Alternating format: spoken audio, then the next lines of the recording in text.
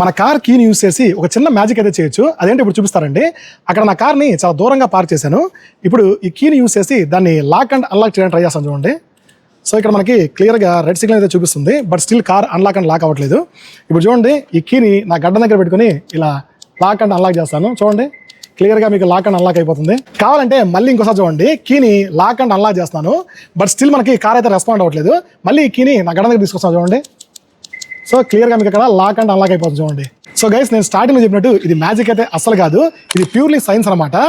So ఈ కీలో మనకి ఒక చిన్న యాంటనా ఉంటుంది. ఇది సిగ్నల్ మనకి కార్ వరకు ట్రాన్స్మిట్ చేస్తుంది. అదేవిధంగా ఆ కార్లో కూడా ఒక చిన్న యాంటనా ఉండి దాన్ని రిసీవ్ చేసుకుంటుంది. ఎప్పుడైతే ఆ కార్కి కీకి డిస్టెన్స్ పెరిగిపోతుందో ఈ సిగ్నల్ అనేది ఆ కార్ వరకు రీచ్ అవుతుంది అనమాట.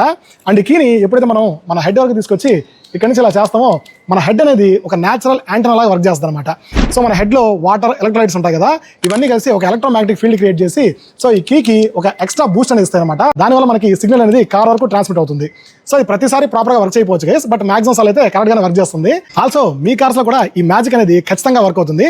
సో మీ కార్స్లో కూడా దీన్ని ట్రై చేసి తప్పకుండా కమెంట్ సెక్షన్లో కమెంట్ చేయండి. అండ్ ఇంకా అలాంటి ఇన్ఫర్మేటివ్ ఆటోమొబైల్ అప్డేట్స్ కోసం మన ఛానల్ని తప్పకుండా ఫాలో అవ్వండి.